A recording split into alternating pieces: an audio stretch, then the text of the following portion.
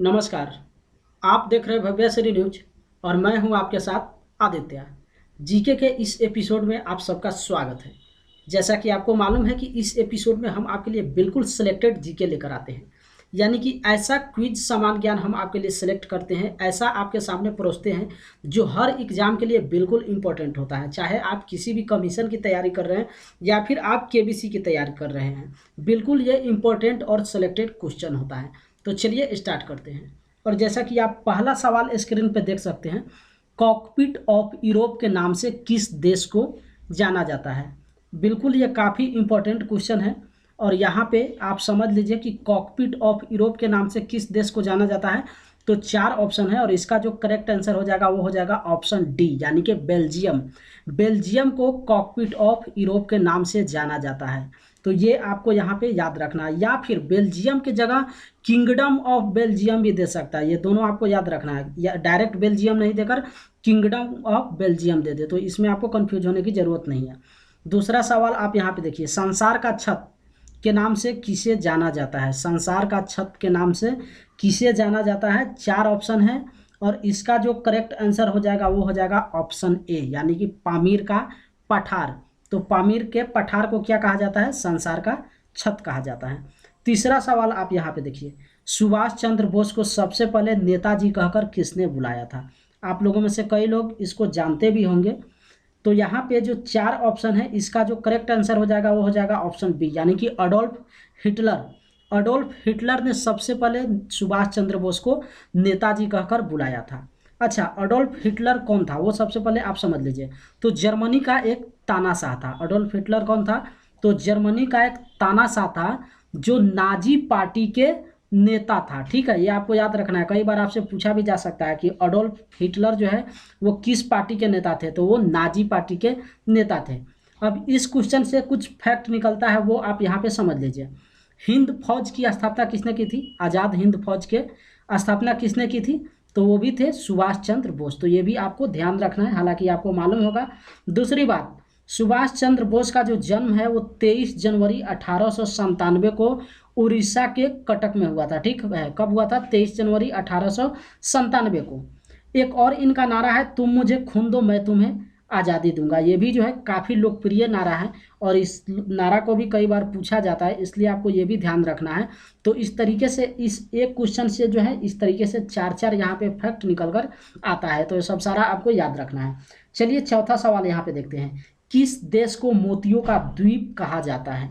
काफ़ी important question है, कई बार इसको पूछा गया है। तो किस देश को मोतियों का द्वीप कहा जाता है, तो इसका जो आंसर हो जाएगा वो हो जाएगा बहरीन।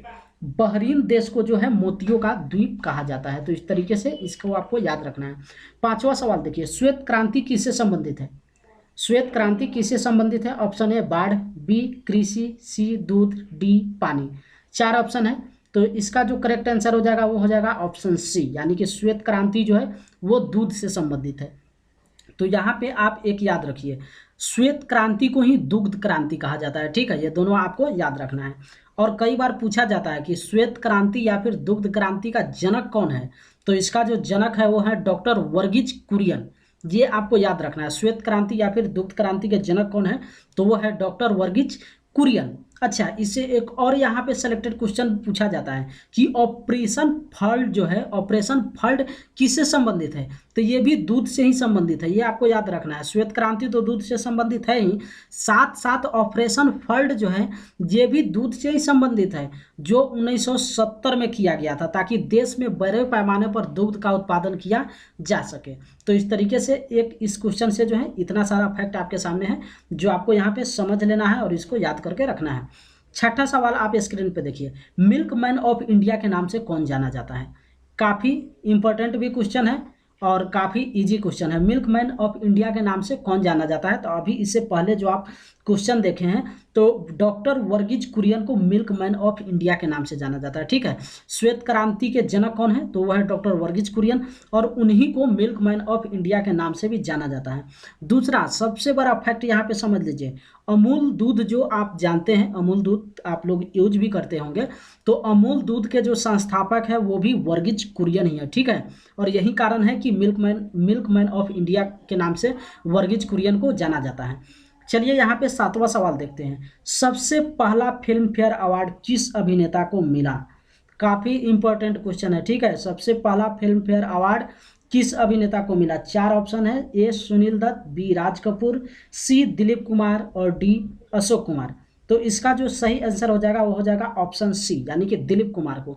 सबसे पहला फिल्म फेयर अवार्ड जो है दिलीप कुमार को दिया गया। कब दिया गया? तो 1954 में, 1954, ये आपको याद रखना है।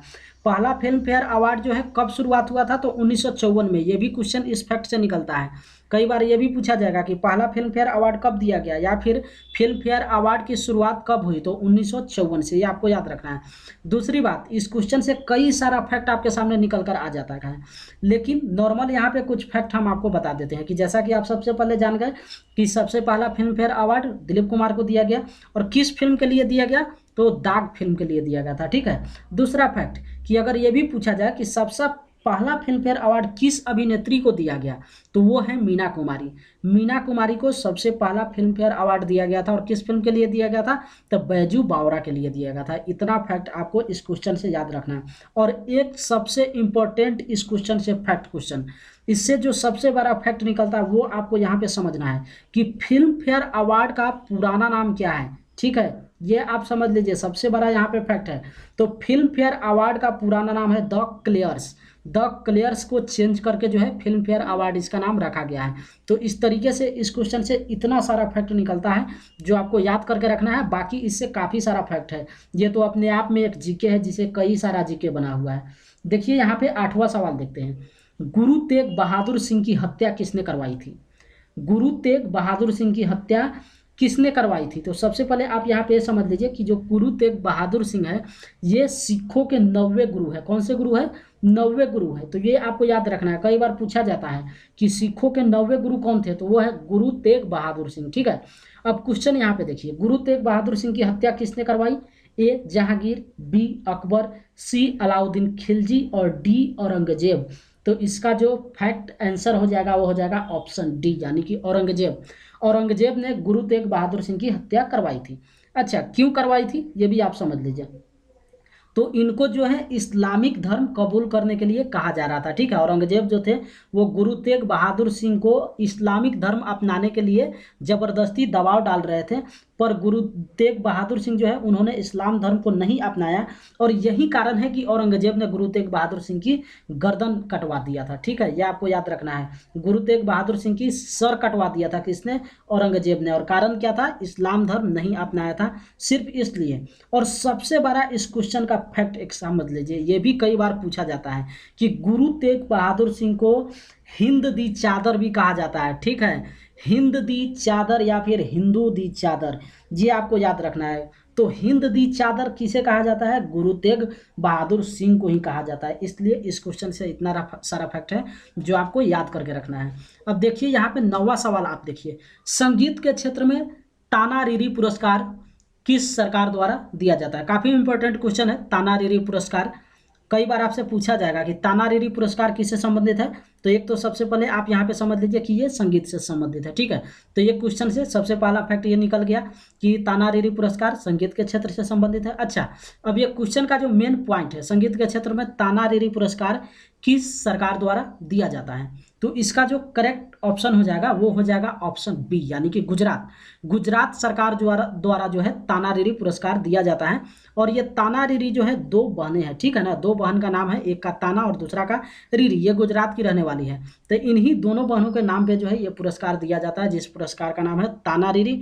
गुजरात सरकार द्वारा दिया जाता है। किस क्षेत्र में दिया जाता है? तो संगीत के क्षेत्र में दिया जाता है। इतना सारा फैक्ट इस क्वेश्चन से निकल के आता है। और इस तरीके से 10वां सवाल आप यहाँ पे स्क्रीन पे देखिए, इस वीडियो का आखिरी सवाल, एशिया का नोबेल पुरस्कार किसे कहा जाता है? ठीक है, एशिया का नोबेल पुरस्कार किसे कहा जाता है? ऑप्शन 4 है, साहित्य अकादमी पुरस्कार, बी भारत रत्न पुरस्कार, सी रमन मैग्सेस पुरस्कार और डी ग्रैमीन अवार्ड। एशिया का नोबेल पुरस्कार किसे कहा जाता है? तो इसका जो ऑप्शन सी हो जाएगा वो सही हो जाएगा, यानी कि रमन मैग्सेस पुरस्कार को एशिया का नोबेल पुरस्कार कहा जाता है, ठीक है। ये आपको याद रखना है, ये क्वेश्चन जो है कई बार पूछा जा चुका है और यहाँ पे याद रखिए इस क्वेश्चन को आगे भी पूछा जाता रहेगा, काफ़ी इंपॉर्टेंट क्वेश्चन है, इसलिए रमन मैग्सेसे पुरस्कार को ही एशिया का नोबेल पुरस्कार कहा जाता है। अच्छा, दूसरा इससे एक फैक्ट है, फिलहाल ही जो है एनडीटीवी के रिपोर्टर है रवीश कुमार, इनको आप जानते होंगे, एनडीटीवी के न्यूज रिपोर्टर है रवीश कुमार, इनको जो है रमन मैग्सेसे पुरस्कार से सम्मानित किया गया है। ठीक है, तो ये भी हो सकता है आपसे पूछा जाएगा कि फिलहाल ही जो है किस पत्रकार को जो है रमन मैग्सेसे पुरस्कार से सम्मानित किया गया है, या फिर 4 ऑप्शन में नाम दे देगा और क्वेश्चन कर देगा कि फिलहाल ही जो है रमन मैग्सेसे से किसे पुरस्कृत किया गया है, तो वो है एनडीटीवी के रिपोर्टर रवीश कुमार। इस तरीके से आज के इस वीडियो में 10वां सवाल यहीं पे ख़त्म होता है। और जैसा कि आपको मालूम है कि हर बार इस वीडियो के लास्ट में एक क्वेश्चन हम आपके लिए सेलेक्ट करते हैं, यानी कि एक क्वेश्चन हम आपको देते हैं और उस सवाल का जवाब जो है आपको इस वीडियो के कमेंट बॉक्स में जाकर क्या करना होता है, पोस्ट करना होता है, जिसका आंसर हम आपको नहीं देते हैं। तो चलिए, जो आपके लिए सवाल कुछ सेलेक्ट किया गया है वो सवाल आप यहाँ स्क्रीन पर देखिए। झारखंड किस प्रदेश से कटकर एक नया प्रदेश बना है? ठीक है, झारखंड किस प्रदेश से कटकर एक नया प्रदेश बना है और कब बना है, ये आपको जवाब देना है। 4 ऑप्शन है, ए उड़ीसा, बी बिहार, सी पश्चिम बंगाल और डी तेलंगाना। ये आपको सेलेक्ट करना है कि किस राज्य से कटकर जो है झारखंड बना है और आपको किस वर्ष बना है, इसका जवाब भी आपको खुद ही देना है। दूसरा, आपको गूगल बिल्कुल नहीं करना है, हालांकि हर वीडियो में हम आपको बताते हैं कि अगर आपको जवाब मालूम है तभी पोस्ट कीजिए, गूगल करने की आपको यहाँ पे ज़रूरत नहीं है। तो इस तरीके से आज का ये वीडियो जो है यहीं पे समाप्त होता है और फिर मिलते हैं नेक्स्ट वीडियो में नेक्स्ट जीके के साथ, जो कि बिल्कुल सेलेक्टेड जीकर आपके लिए सेलेक्ट कर लाएंगे।